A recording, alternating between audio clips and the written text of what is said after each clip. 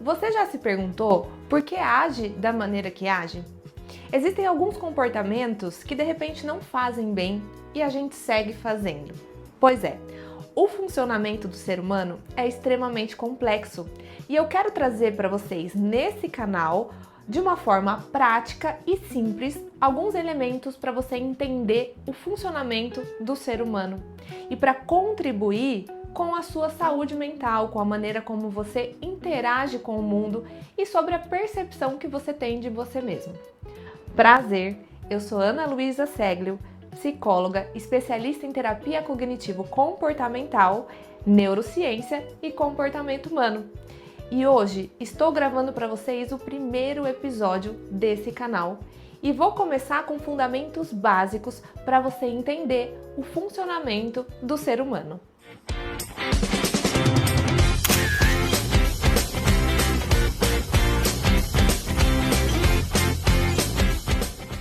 Gostaria que vocês me acompanhassem no seguinte raciocínio.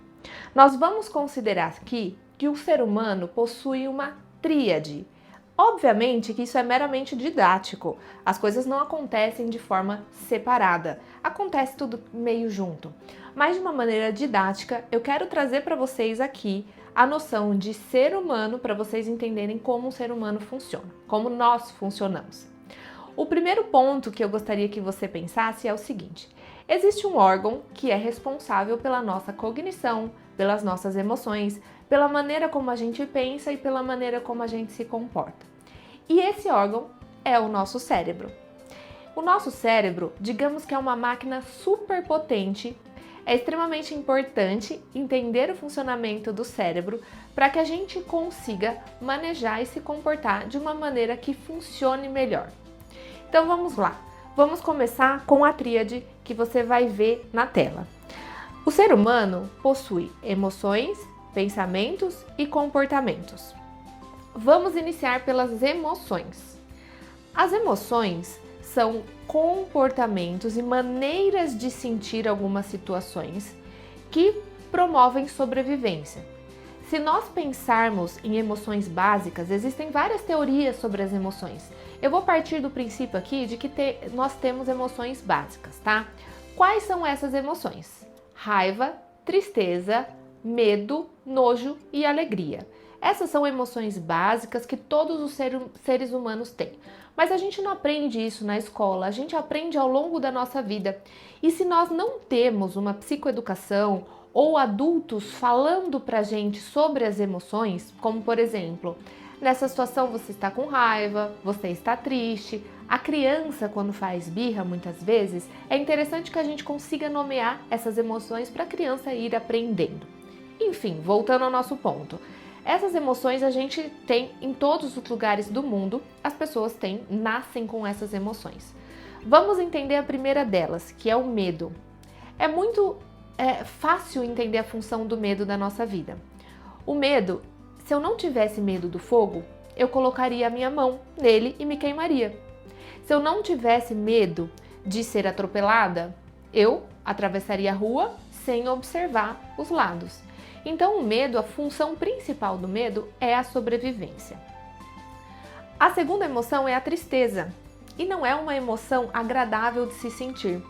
Dentro da psicologia, a gente não fala sobre emoção boa ou ruim, mas sim emoção de valência positiva ou valência negativa. Então, a raiva e a tristeza também são emoções de valência negativa, que não são agradáveis. Mas sentir raiva é extremamente importante para que a gente consiga estabelecer alguns limites. Quando a gente sente raiva em alguma situação, a gente se afasta daquilo ou fala para a pessoa que a gente não gostou. De alguma forma, a gente sai daquela situação desagradável e demonstra os nossos limites. Isso é extremamente importante, tá? Então falamos do medo, da raiva e agora a tristeza. A tristeza é uma emoção que a gente também não gosta de sentir. Porém, quando a gente passa por situações difíceis na vida, geralmente a gente desenvolve o que a gente chama de resiliência. Resiliência é uma capacidade extremamente importante para a gente. Na linguagem popular, digamos que depois de passar por uma situação muito difícil, a gente cria casca. E essa casca, ela é importante para que a gente passe por outras e outras situações. Então vejam, falei para vocês aqui da importância de 3 emoções que nós não gostamos de sentir. E junto com elas, como uma emoção derivada do medo, nós temos a ansiedade, por exemplo. Depois teremos aqui um capítulo, um episódio só sobre ansiedade, mas eu já quero adiantar para vocês que a ansiedade também ela é importante para a nossa vida. Se eu me sentisse zero ansiosa para gravar esse vídeo para vocês, talvez eu não iria me preparar, talvez eu não iria estudar o roteiro, e isso seria muito ruim, porque eu não conseguiria provavelmente atingir o meu objetivo. Então guardem essa informação da ansiedade para próximos episódios também, tá? E aí nós temos a emoção de valência positiva que todos nós gostamos, que é a alegria, e a alegria faz com que nós sejamos muito sociáveis, né? Que a gente tenha bons momentos, boas memórias. Então vejam, naquela tríade que eu falei para vocês, emoção, pensamento e comportamento, nós estamos aqui falando de algo inato, que nós nascemos com esse combo de emoção para sobrevivermos, certo? Entendido até aqui? Entendidas as emoções, eu quero passar para um outro campo do funcionamento do ser humano, que são os pensamentos. E eu adoro falar sobre pensamentos porque é uma dos objetos centrais dentro da terapia cognitivo-comportamental. Para iniciar esse tema, eu quero perguntar para vocês, o que são os pensamentos? Muita gente fala que os pensamentos são vozes na nossa cabeça, mas não é bem por aí. Os nossos pensamentos não têm nada de sobrenatural. Nada mais são do que um conjunto de tudo que a gente viveu, da nossa criação e do que a gente vive até hoje. E nós vamos desenvolvendo uma narrativa interna e uma percepção sobre o mundo e sobre nós mesmos. Então pense, existem os fatos e existe a maneira como a gente interpreta os fatos. E muitas vezes, se a gente quer mudar um comportamento, um padrão de comportamento que temos na nossa vida, é importante que a gente mude a maneira de pensar. Então, se você quer melhorar a qualidade de vida, comece melhorando a qualidade dos seus pensamentos. Pode parecer simples falando assim, mas não é tão simples não. Porque ao longo da nossa criação, nós escutamos muitas coisas e vamos criando algumas verdades, o que a gente chama na psicologia de crenças centrais sobre o mundo e sobre nós mesmos. Quer ver? Eu vou dar um exemplo para vocês, que eu geralmente dou esse exemplo nos atendimentos e nas palestras. Vamos supor que um dia você foi trabalhar e tem uma pessoa no trabalho que você não tem muita afinidade. E essa pessoa, naquele específico dia, ela olhou para você e não deu bom dia. Ela olhou e seguiu reto. Quais seriam os seus pensamentos dentro dessa situação? Podem ser vários, você pode pensar, poxa, essa pessoa não gosta de mim, ou essa pessoa é chata mesmo, ou de repente você pode pensar, essa pessoa acho que não me viu, ela estava cansada, ocupada, preocupada com outras coisas e acabou não me vendo. Então entenda, a depender da maneira que eu interpreto o mundo, eu me comporto. Se eu entendo que aquela pessoa, ela é chata mesmo, ela realmente não quis me dar bom dia, ela não gosta de mim, talvez no dia seguinte eu não vou dar bom dia para ela. Agora, se eu penso que talvez ela estava ocupada, ou enfim, deve ter passado por uma situação difícil, não se atentou, no outro dia pode ser que eu vá e eu dê bom dia para ela. Então, a depender do nosso mecanismo ali, da maneira como a gente interpreta os fatos, nos comportamos.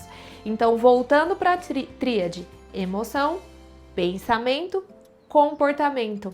Vejam que o comportamento é a maneira como eu interajo com o mundo. É de fato o comportamento de ir dar bom dia ou não dar bom dia, tá? E muitas pessoas, quando agem no automático ou de repente não desenvolvem muito a inteligência emocional, as pessoas podem de repente agir pela emoção de uma maneira impulsiva e se arrepender depois de ter feito algo. Então vejam como é importante a gente entender essa tríade, a maneira como a gente funciona, E agora eu vou trazer para vocês um elemento central, que é o nosso cérebro, para a gente fechar essa linha de raciocínio, tá? Então, se eu falei que as emoções são inatas, que os pensamentos a gente desenvolve ao longo da nossa vida e a gente se comporta também de acordo com essas emoções e esses pensamentos, existe um fator ainda mais agravante. Eu falei para vocês que o nosso cérebro é uma máquina fantástica, uma máquina que permite com que a gente viva em sociedade, com que a gente se comporte, pense e etc. e evolua, tá? Porém, ele tem uma função principal.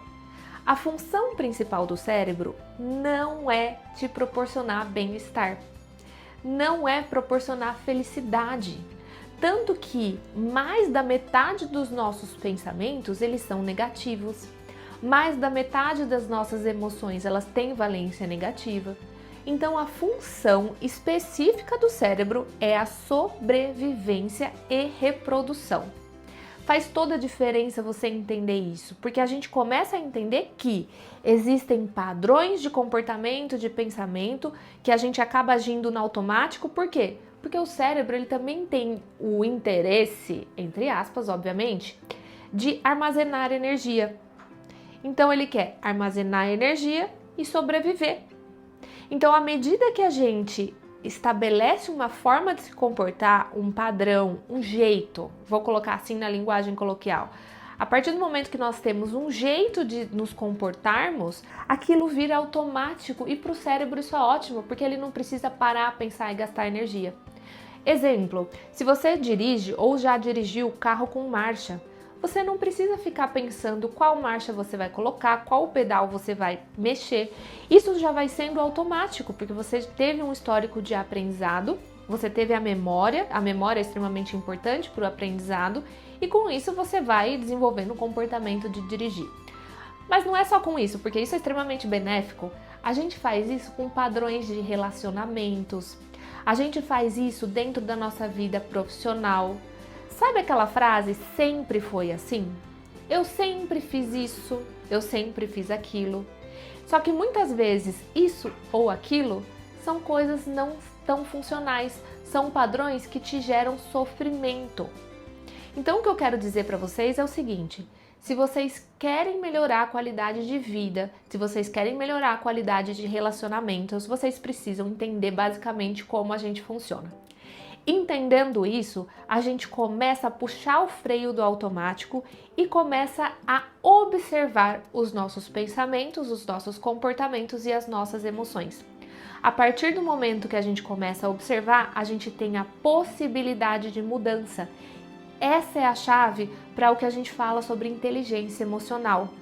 Então, inteligência emocional nada mais é do que você reconhecer as suas emoções e ainda assim conseguir manejar isso de uma maneira funcional. Saúde mental, por exemplo, também não é ausência de tristeza, não é ausência de medo. Saúde mental é você entender tudo isso e sair do automático para uma vida que tenha sentido, uma vida que vale a pena ser vivida.